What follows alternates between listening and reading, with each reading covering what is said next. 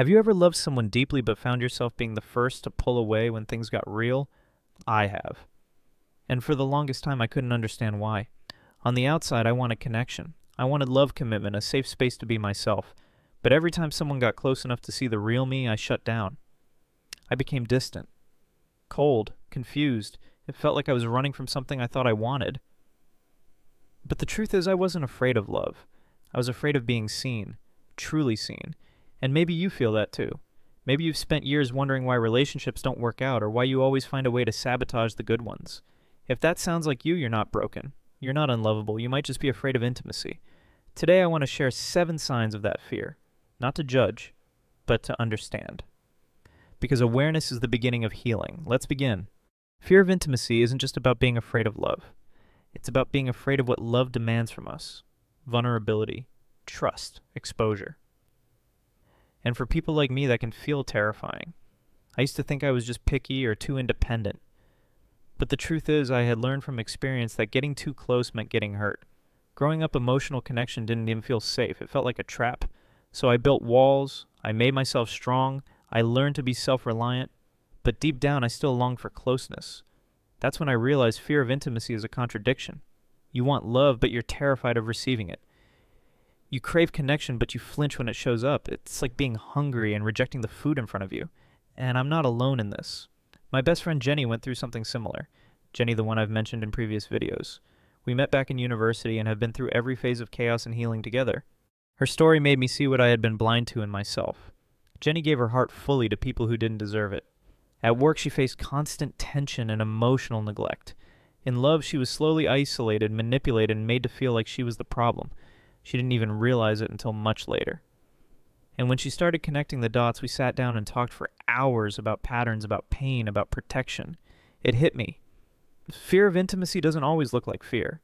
Sometimes it looks like independence. Sometimes it looks like control. Sometimes it looks like always falling for the wrong people. That's why in this video, I want to unpack 7 signs that might mean you're scared of letting someone in. Not because you're weak, but because somewhere along the way, love stopped feeling safe. So how do you know if fear of intimacy is quietly shaping your relationships? Here are 7 signs I've recognized in myself and in people I care about.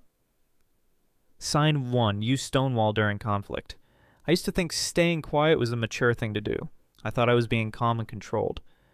But silence isn't always peaceful. Sometimes it's punishment. Jenny told me how her ex would go days without speaking to her after an argument. He thought he was avoiding drama, but she felt emotionally abandoned. And I've done that too. When things get tense, I shut down. But stonewalling isn't strength, it's avoidance, and it leaves the other person in emotional exile. Sign 2. You isolate. Jenny gradually stopped seeing her friends because her boyfriend made her feel guilty every time she made plans. It wasn't obvious at first, but soon her world got smaller and lonelier. Isolation is a quiet form of control. It often comes from insecurity, not cruelty, but the impact is the same. Sign 3.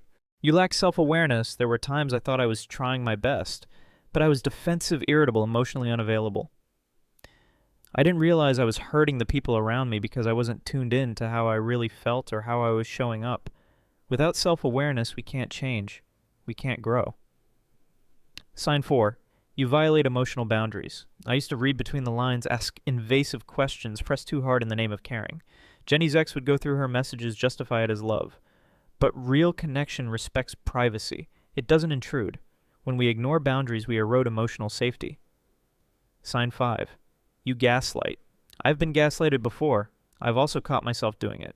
Saying things like you're overreacting or that didn't happen. It's a way of rejecting someone's reality because it makes us uncomfortable.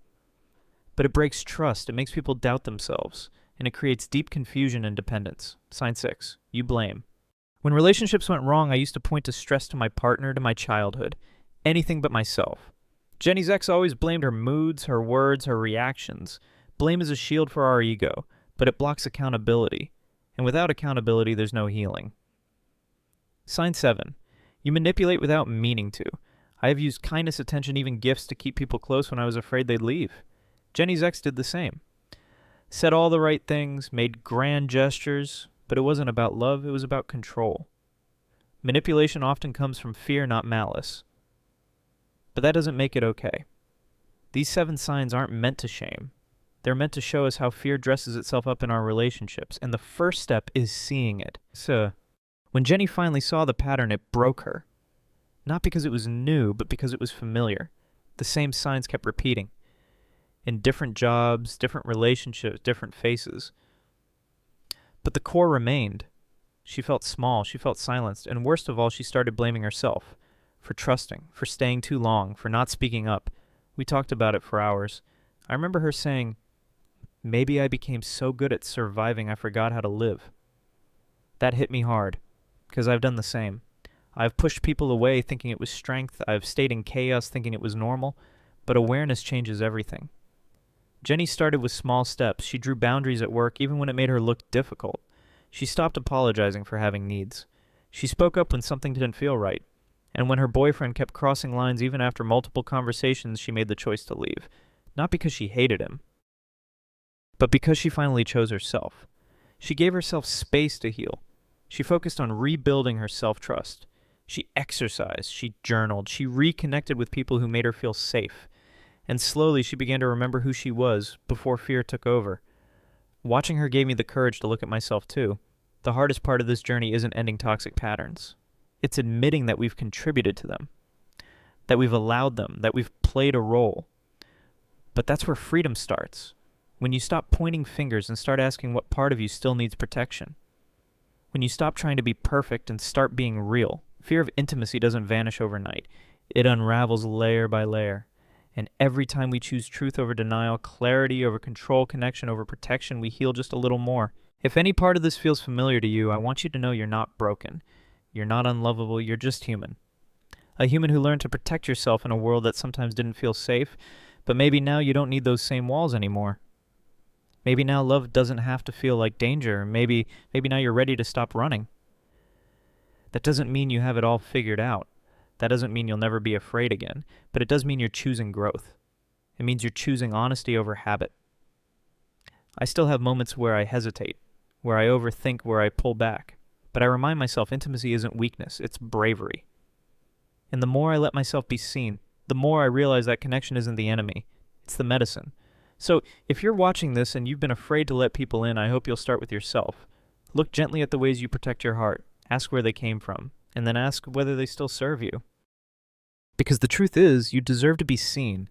You deserve to be loved in the most real, honest, and human way, and it all starts with being brave enough to stop hiding. Let me know in the comments what resonated most with you. Have you seen yourself in these patterns? And more importantly, what are you ready to change? And as always, if this helped you, subscribe and hit the bell so you don't miss what's next on High Day Psych. I'll see you soon.